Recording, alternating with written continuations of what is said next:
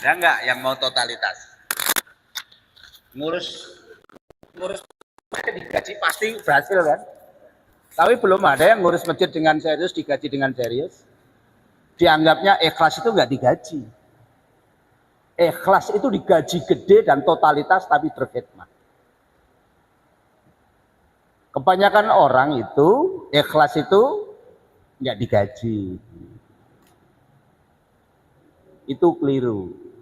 Tadi dari PP Muhammadiyah, ikhlas itu profesional dan full berkhidmat ngurus agama Allah. Maka di sini imamnya ada 6, pegawainya ada 33, full semua digaji. Kalau masjid belum ada yang full totalitas, jangan harap masjid bisa makmur. Ya. Jadi harus 1.500 itu kalau dikoordinasikan tua takmirnya siapa harus punya otoritas penuh. Mungkin bin rohnya. Terus zakat infaknya ada berapa? Kira-kira gambarannya. Kalau 1.500 itu paling tidak infak aja per bulan bisa 50 juta infaknya. Kalau zakatnya ya perkiraan saya 750 juta sampai 1 miliar. Kalau dikelola serius. Saya kemarin dari masjid rumah sakit Cempaka Putih. Itu karyawannya ya hampir 1.000 ya, 1 bulan 250 juta infaknya. Nah, kalau masjid yang biasa saja, masjid Pemuda Surabaya kecil hanya 50 orang, infaknya 1,2 miliar per bulan. Jamaahnya hanya 50. Masjid Sejuta Pemuda Mas Anggi ya infaknya 800 juta. Masjid yang baru mulai 3 bulan itu Masjid Baitul Huda di Antapani. Itu juga sama ya. Saat kemarin saya tanya 3 bulan. Di bulan pertama 15 juta, bulan kedua 752 juta, bulan ketiga 1,2 miliar. Per bulan. Kalau Pontianak besar lagi 8 sampai 12 miliar. Maka dampaknya luar biasa memberikan manfaat. Ya, ini kapan mau jalan? Mobilnya 40. Pegawainya 600, untuk gaji pegawai masjid 1 bulan habis 2 miliar. Masjid kita kan imamnya nggak diperhatikan, marbotnya nggak diperhatikan. Kalau ada uang sisa baru dikasih, gimana mau masjidnya maju? Waktu sisa, tenaga sisa, energi sisa, umur sisa. Semuanya serba sisa. Nah, masjid rumah sakit bisa. Asal 1, punya otoritas penuh. 2, direkturnya masjid juga mendukung tentang direktur rumah sakit mendukung tentang kemakmuran masjid. Umpamanya masjid buka 24 jam. Seluruh penunggu pasien silahkan, nggak bisa nginep di dalam ruang, bisa tidur di masjid. Itu di Masjid Asy-Syifa. Nah, setiap pagi seluruh penunggu pasien dikasih sarapan. Keren banget itu. Di Surabaya itu makan 3 kali. Pagi, siang, malam. Yang infaknya 1,2. Siapa yang dikasih makan? Penunggu rumah sakit. Penunggu rumah sakit didata berapa orang kasih masak, kasih makan. Gitu. Ya, yang penting ada yang punya otoritas penuh dari takmir itu dikonsolidasikan dengan direktur rumah sakit. Gitu. Berat memang, karena nggak satu pemikiran. Pasti masjid biasanya ya fungsinya hanya untuk sholat. Habis itu selesai. Di sini kenapa buka 24 jam ini barusan. Ini baru 2017. Dulu masjid ini habis isya gembok, mati semua lampu. Khawatir listriknya boros. Tidak ada gerbang dibuka, nggak ada. Habis isya gembok semua. Hanya diurus 3 orang. Gajinya hanya 100.000 per orang. Gimana mau masjid keurus? Imamnya 300. Ya sambilan aja. Saya rubah rekrut imam hafid Quran, termasuk ini hafid Quran sejak umur 19 tahun. Ya, full total tidur di masjid, makan di masjid, kita urus di masjid, sekolah kita biayai. Artinya kalau nggak punya duit tinggal minta ke masjid. Itu Mbak Yuni tidur di sini juga ini. Tinggal di sini, ngurus di sini. Ini masih banyak lagi, ada 33 orang yang kayak gini semua. Tadi Ustadz Lutfan, yang imamin tadi. Itu imam utama. Gitu. Bapak, Ibu semuanya. Saya hanya pengantar, kalau mau mantap sharing banyak besok. Nah, gitu. Tapi yang sharing ya teman-teman semua, marbot yang kader-kader berikutnya. Saya nanti di sini kok, saya nggak pulang juga. Saya tinggalkan anak istri, saya ngurus masjid itu. Nggak ada yang berani gitu nggak? Gitu. Ya artinya totalitas, tapi butuh tahapan. Di Surabaya itu Mas Ibra, Mas Rama meninggalkan rumah mewahnya, tinggal di masjid bersama keluarganya, hanya satu kotak. Rasulullah kan sama, tinggalnya juga di masjid. Cuma ini kan wah berat banget yang ngurus masjid. Berat memang. Kalau belum terbiasa. Saya nanti tidur di sini.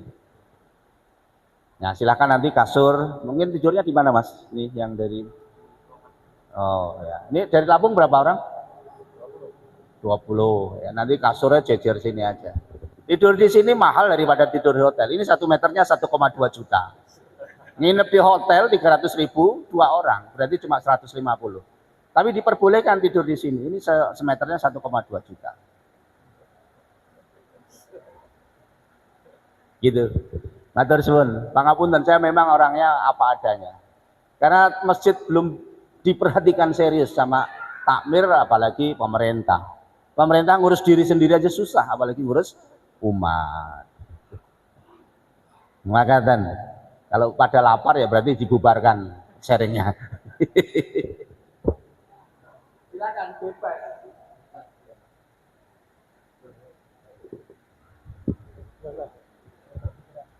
Ya, untuk sharing bersama Ustaz Kusnadi, alhamdulillah. Kami dari Magetan nih Ustaz, touring dengan niat untuk mencari ilmu bagaimana masjid di lingkungan kami ini seperti Al-Falah.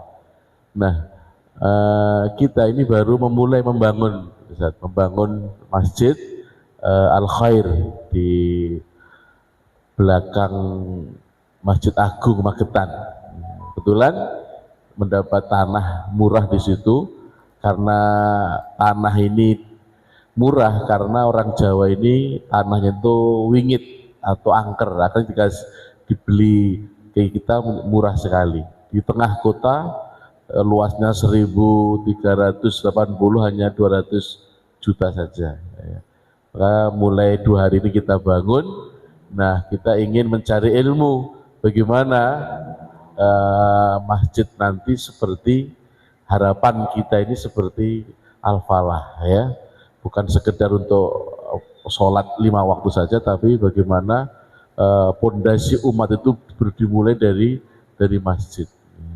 Nah, mungkin kami hanya sekedar cerita-cerita enaknya aja Ustadz ya, dengan infak sekian ratus juta dan sebagainya. Tapi bagaimana mengawali itu Ustadz?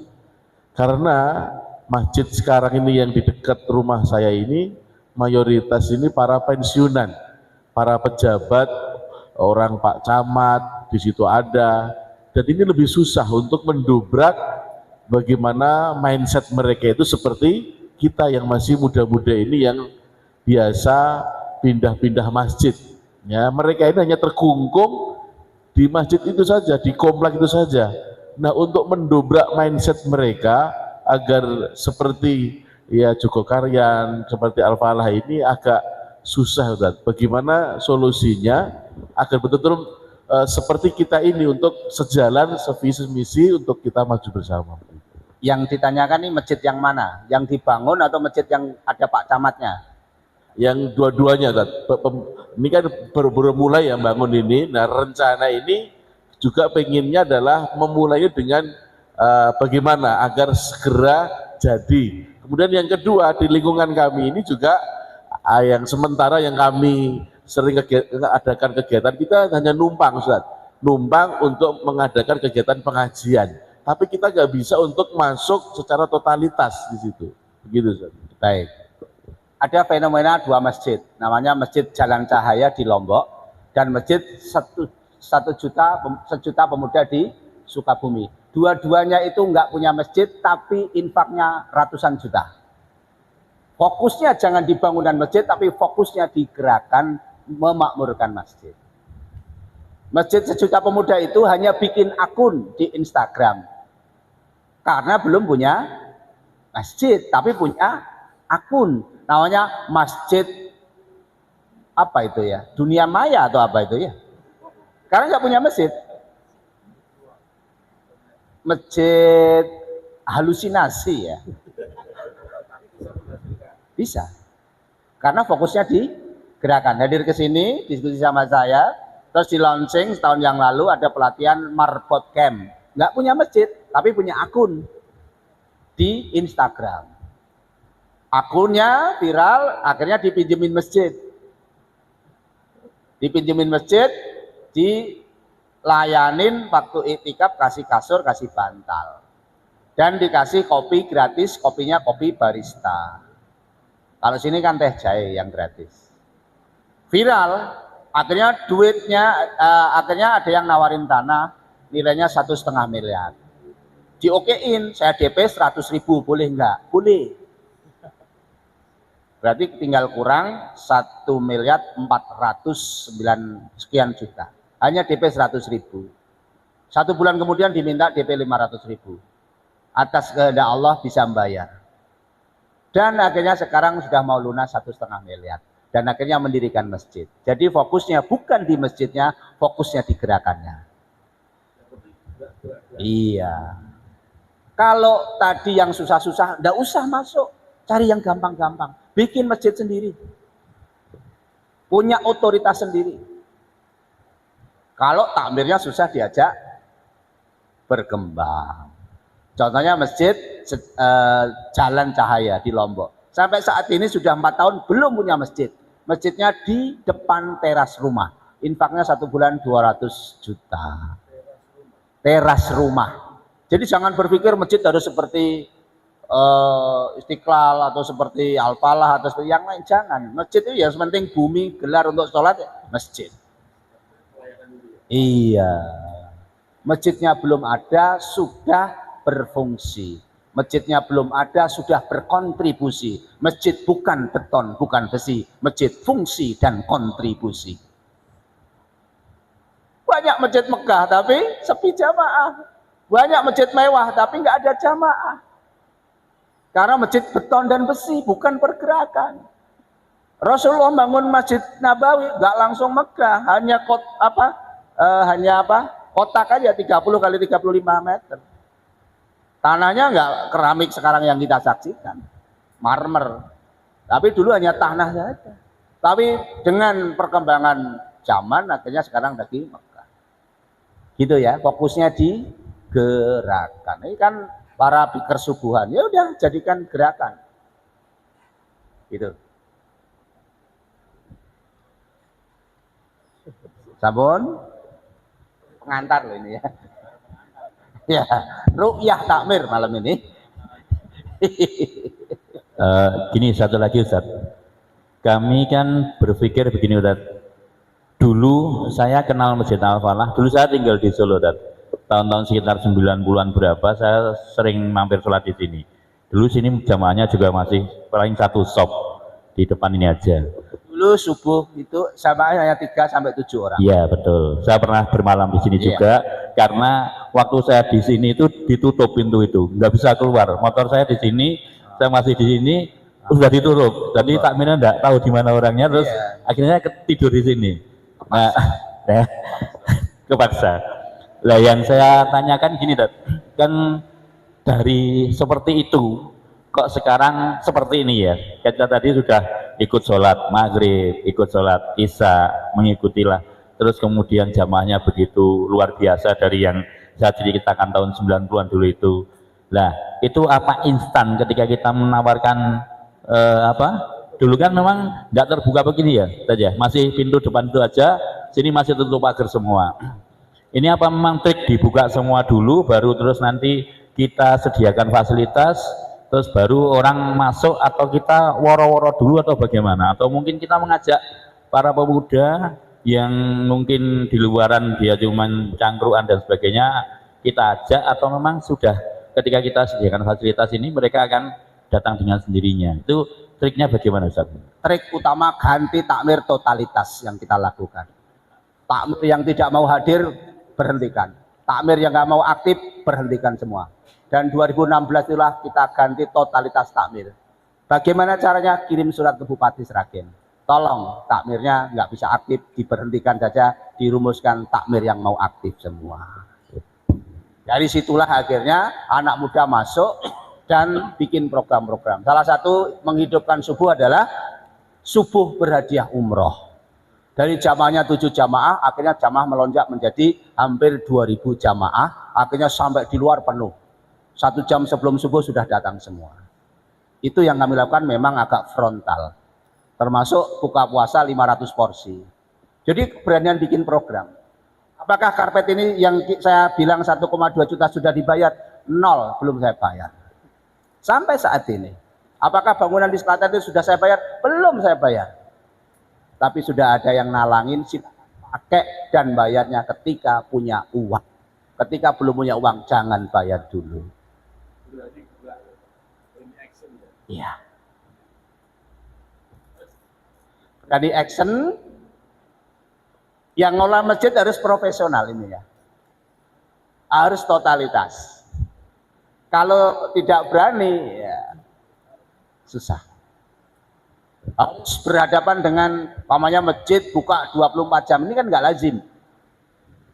Masjid kan ditutup. Apalagi nyari duitnya di pinggir jalan, setelah jadi yang nyumbang orang di jalan tadi nggak boleh tidur di masjid. Ya ini kan takmir yang bagaimana sih Pak? Mintanya orang jalanan, orang jalan nggak boleh nginep di masjid. Itu artinya apa? Tapi ya jangan terlalu frontal kalau nggak berani. Tapi kalau nggak berani ya nggak akan ada perubahan. Gitu. Jadi ada 3 aja Pak: pengasuh, imam, media, fundraising. 3 orang ini harus ada full timer setiap masjid. Imam, Ustadz Lutfan, CEO, direktur utama, media yang meliput kegiatan, yang terakhir ada fundraising. Insya Allah 3 hal itu bisa masjid jadi makmur. Muadzin mah ya nggak harus dulu ya.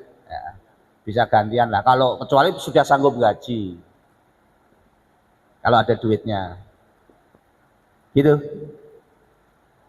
Dan anak muda, semua di sini anak muda ya, semua ambil anak muda. Rekrutmen diumumkan. Dibutuhkan relawan, dibutuhkan media, dibutuhkan imam. Kita pakai sang player. Nah, sekarang yang di Tulungagung dibutuhkan imam masjid di Tulungagung dengan gaji 4 juta. UMR sana 2 juta, berarti sudah 2 kali UMR. Insya Allah yang lamar banyak. Di Masjid Mudararifin gaji 10 juta. Mobil Inoparibon dan rumah terbaru. Yang daftar 1000 imam masjid.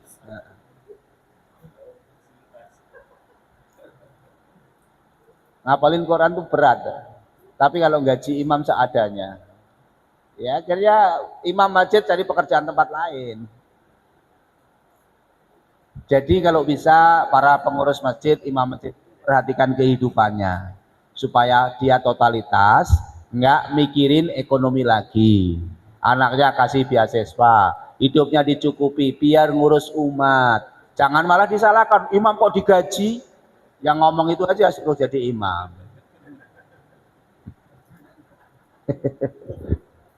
Gitu ya?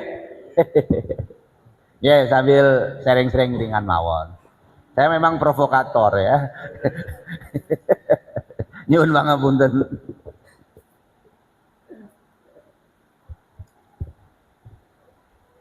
Kalau ada alat juga ya. Ya. Ya. Ini dari Lampung bawa rombongan, ada 20-an orang, Ustaz. yang saya tahu ada 800.000 masjid musola di Indonesia. Ya.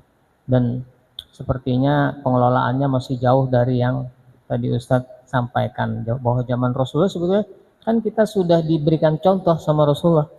Terus sebagian besar kita nggak mengikuti kan gitu, termasuk full timer di masjid, termasuk Rasulullah sendiri kan dindingnya satu dengan masjid.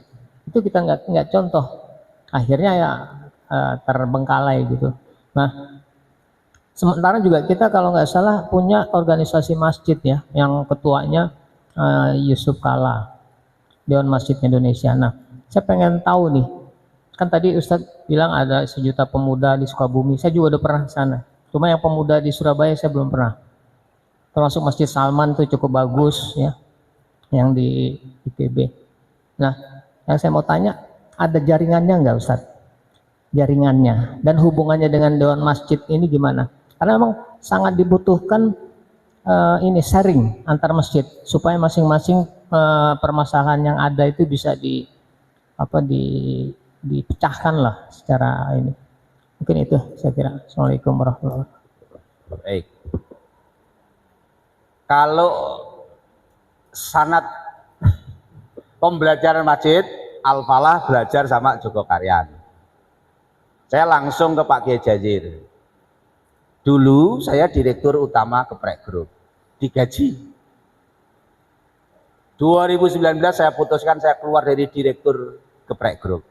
Saya memilih jadi marbot masjid, meninggalkan gaji yang mungkin lumayan lah ya. Sanatnya dari Masjid 1 Juta Pemuda dari sini sama Ismu Yaya. Ismu Yaya itu di Pontianak sama Ustadz Lukman Kapal Munjalan. Nah saya Kapal Munjalan Pak Jazir, mana Joko Karyan itu ya penggerak kemasjidan saja. Kalau pionir utama pertama kali ya Pak Jazir, udah 25 tahun, 30 tahun. Barulah Kapal Munjalan itu 2012. Ismu Yaya 3 tahun yang lalu. Itu juga keren tuh, infaknya sekitar 3 sampai 6 miliar. Bang EN itu. Ustadz Adi Pratama Larasindo.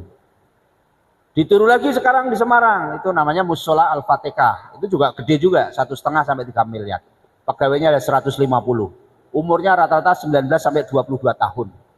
Kegiatannya adalah anak bayi yang tidak diurus kedua orang tuanya, anak bayi yang orang tuanya ditinggalkan diurus sama dia, namanya RANS, Rumah Anak Surga. Jadi musola sampai ngurus bayi yang tidak diperhatikan kedua orang tuanya. Terus menggelinding akhirnya ke 1 Juta Pemuda itu Mas Ibra tidur di sini beberapa kali dan belajar langsung di sini. Akhirnya 4 tahun kemudian ya sekarang masjidnya sudah makmur. Itu jaringan-jaringan, memang kami ada pelatihan masjid kuliner, kalau kami ada akademi marbot masjid. Kalau teman-teman di Sukabumi ada marbot camp. Nah, lahirlah sekarang yang terbaru adalah Baitul Huda, itu baru 3 bulan. Itu dikelola oleh Mas Fadli, alumni STT Telkom Bandung. Karena jago di IT, kelebihannya itulah dia langsung bikin masjid makan. Ramainya hanya zuhur, yang lain sepi. Karena apa? Bukanya zuhur. Karena itu bukan masjid sendiri, pinjem sama masjid perumahan. Bapak izin, saya makmurkan, boleh nggak masjid ini? Boleh. Akhirnya dibikin ide lah masjid makan di Antapani. Turun dari stasiun Kiara Condong dekat sekali. Nah saya juga barusan dari sana, dan dari sana juga sudah berkunjung ke sini. Dan kami sering komunikasi dan punya strategi masing-masing. Tapi dari semua tadi, utamanya adalah media. Jarang masjid yang infaknya miliaran yang punya kotak infak. Pasti pakai kris. Dan donaturnya dari mana? Dari Eropa, Inggris, Prancis, Belgia, Jerman. Jadi bukan dari Indonesia saja, dari berbagai negara, karena sudah pakai sosial media. Dari Turki, Malaysia dan sebagainya. Jadi sebenarnya kalau masalah dana itu, asal kita berkarya untuk membesarkan agamanya Allah, insya Allah nanti Allah juga akan membesarkan agamanya. Kadang kan mikirnya uangnya dari mana. Jadi kalau di sini nggak usah mikirin duit, Yang penting gerak terus untuk kebaikan, nanti Allah menghadirkan orang-orang baik untuk mensupport dakwah kita. Mekaten, ya memang nggak gampang, ya, tapi butuh keberanian. Ngeten Pak Dokter. Oh, saya sekretaris DMI Kabupaten Sragen. Kalau ini sebenarnya bergerak masing-masing. Kalau DMI hanya sebagai koordinator sebagai Dewan Masjid Indonesia. Biasanya hanya saya diundang saja. Tapi untuk memakmurkan strategi itu punya skill dan konsep sendiri-sendiri masing-masing masjid. Di Wonosobo ada Ustadz Uir, Ustadz Irfan Rizky Has, itu juga bagus. Mu'alimin. Ya, saya barusan dari sana kemarin hari Sabtu. Itu juga miliaran juga itu, tapi istiqomah. Tiap pagi ngisi tausiah, habis subuh sampai suruh, online full, jamaahnya 4.000. Online. Jamaah offline-nya ya 30-an. Jamaah gaib.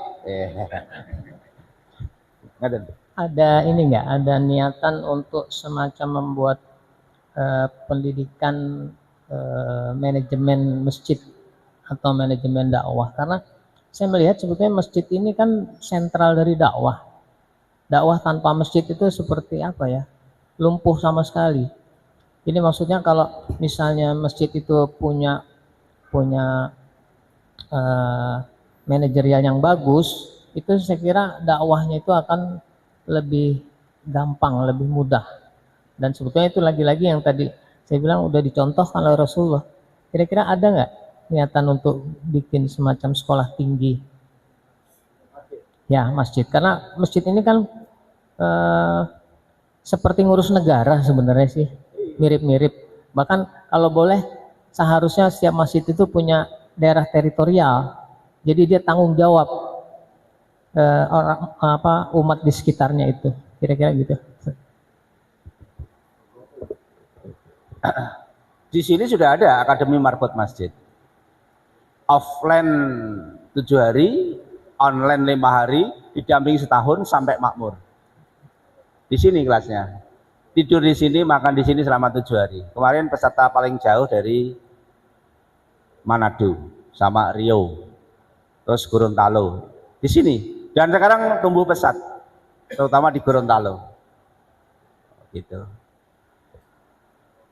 Gitu. Jadi memang ya mungkin disampaikan Pak Dokter betul bahwa ya mirip-mirip lah ngurus negara. Bahkan kalau mungkin Bapak Ibu di sini ya orang nikah aja kita urus gitu. Nggak punya jodoh kita carikan.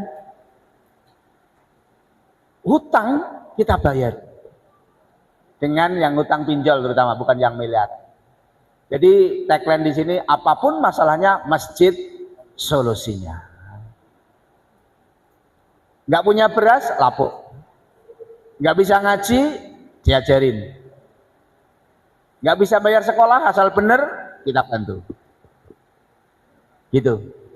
Jadi kalau masjid semuanya seperti itu, Masya Allah, permasalahan umat ini selesai. Cuma ini belum menjadikan perhatian yang serius bagi takmir masjid ataupun mungkin bagi orang-orang yang memang peduli sama dakwah.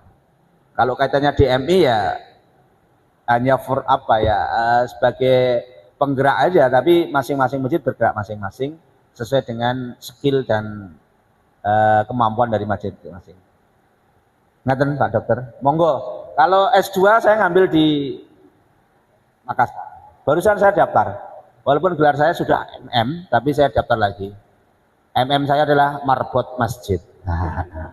Prof saya bukan profesor tapi provokator. Saya ngambil di sana karena terinspirasi dari Al-Falah. Di sana adalah tata kelola mengelola masjid profesional. Ini baru buka kelasnya di Makassar online.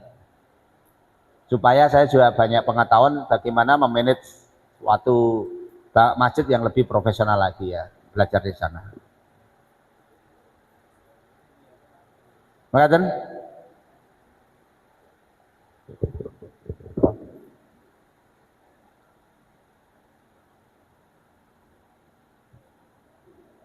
Namun?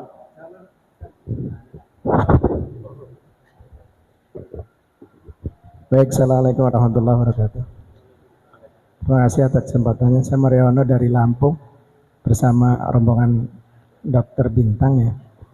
Begini Ustadz, selain saya pengurus di Masjid Rumah Sakit Provinsi Lampung, saya juga termasuk pengurus di masjid di desa saya di kampung gitu. Saya juga pernah ikut pelatihan PMB 3 yang menjalani itu Ustadz ya. Seperti yang kata Ustadz bicarakan tadi, yang perlu itu keberanian ekstrim sama fundraising gitu. Nah ini yang keberanian ekstrim ini yang sampai sekarang tidak saya miliki sebagai pengurus di kampung yang keuangannya bukan pas-pasan, mungkin malah minim. Untuk infak Jumat aja paling kisaran cuma 200.000. Sebenarnya untuk yang ingin saya tanyakan, bagaimana mensinkronkan keberanian ekstrim kita dengan fundraising, kemampuan fundraising yang kami miliki tidak ada gitu. Misalnya tadi kita menggaji marbot gitu ya. Kita menggaji imam misalnya. Kadang-kadang kita menawarkan ke orang seperti sekarang ini ya, marbot kami, mohon maaf ini karena di kampung ada yang marbot itu cuma butuh tempat tinggal, terus kita kasih kafala sekedarnya cuma 500 gitu.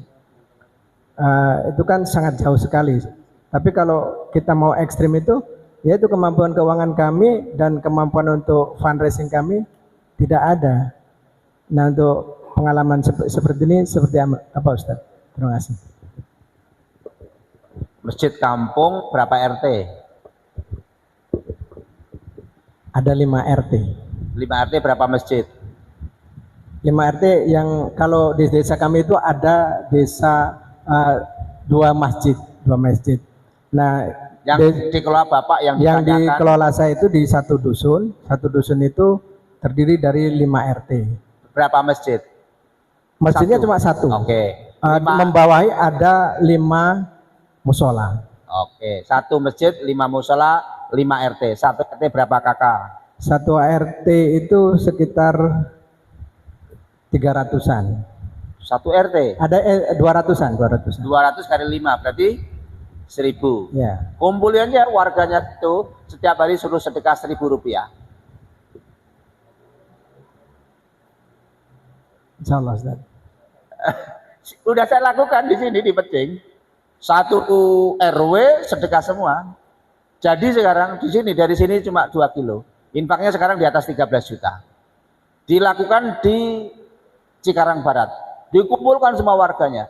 Sedekah 1.000 sampai 5.000. Sekarang infaknya 80 juta.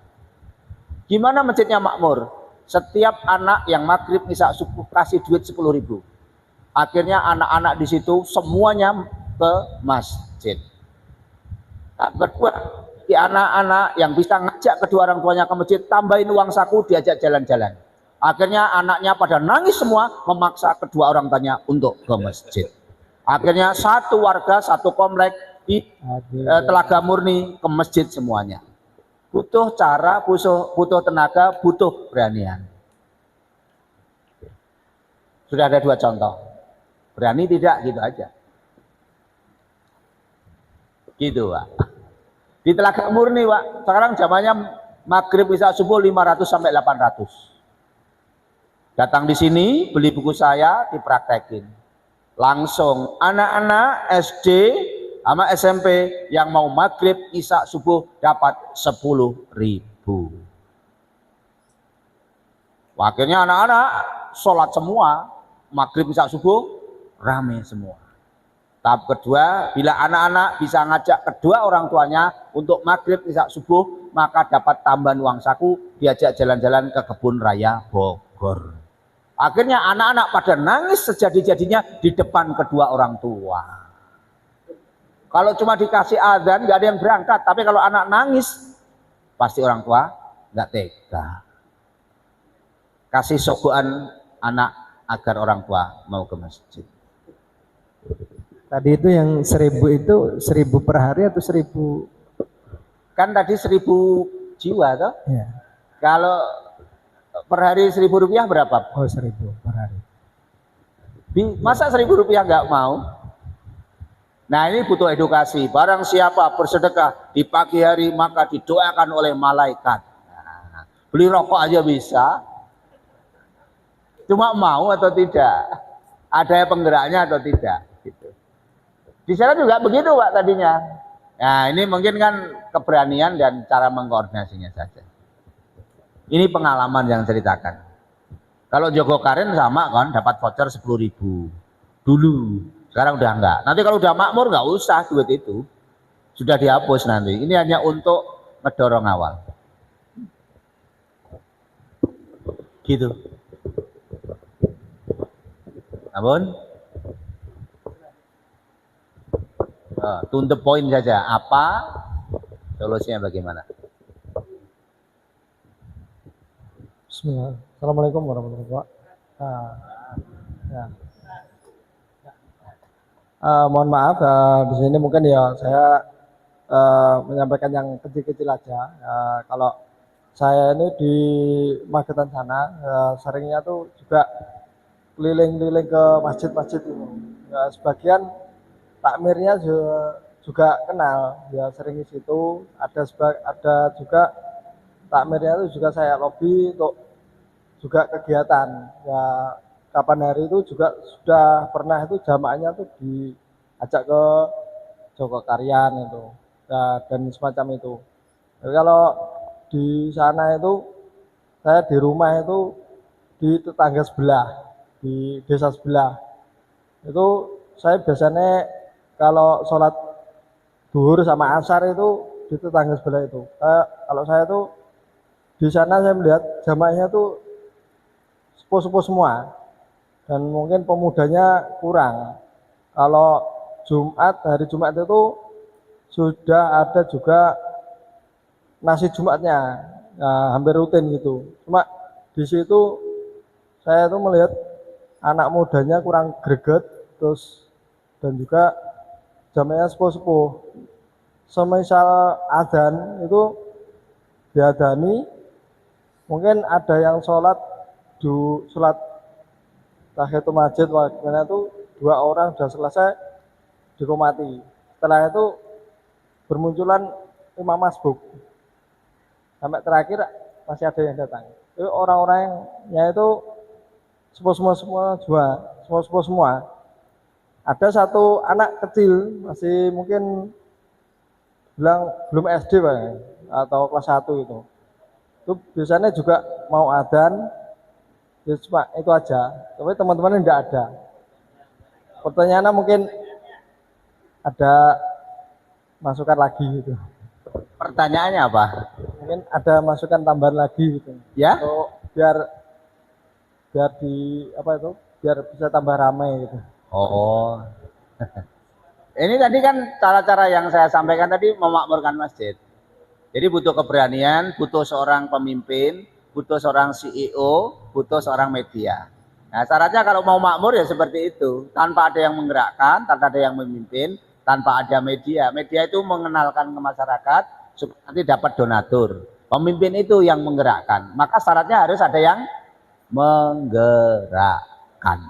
Bukan imam masjid, bukan imam sholat, tapi imam masjid. Imam sholat hanya memimpin sholat, kalau imam masjid memimpin semua problematika permasalahan umat. Ada umat yang pengen cari jodoh, lapor ke masjid. Ada masalah yang punya hutang, lapor ke masjid. Itu imam masjid. Makaten, kita sudah kecapean. Nah, selamat istirahat kalau sudah kelelahan. Kalau mau jalan-jalan, ya monggo. Ke alun-alun atau kemana. Besok bisa disambung lagi untuk sharing tentang strategi memakmurkan masjid. Kalau izin nanti malam ke Yogyakarta.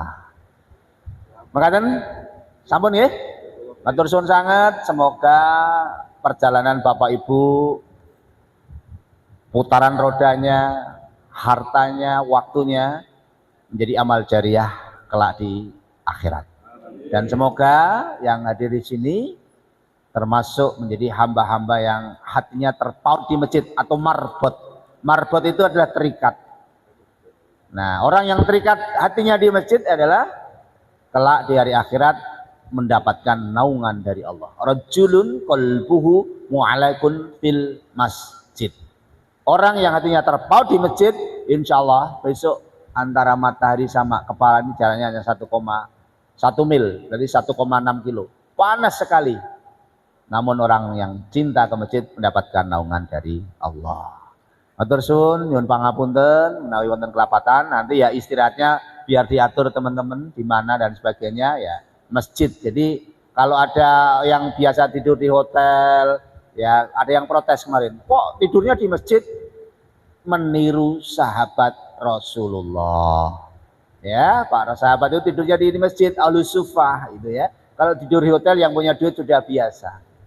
Bahkan saya pernah diundang di Kutai Kartanegara, itu dikasih hotelnya Ustadz Abdul Somad, hotelnya Ustadz Arif Almarhum A'agim dan sebagainya. Saya pindah ke masjid, karena terlalu besar, 3 lantai. Saya mending tidur di masjid, bangun langsung masjid. Jadi nikmatin, rasakan, ini adalah meniru para sahabat dan Rasulullah juga tinggal di masjid. Nah, dulu awal-awal banyak yang protes, kok tidurnya kayak gini? Nah, paginya saya jelaskan, kalau mau tidur di hotel kita nggak dapat ruhnya tentang kemasjidan. Insya Allah akan lebih berkah dan kita mengikuti para jejak para sahabat Rasulullah. Matur suwun, assalamualaikum warahmatullahi wabarakatuh.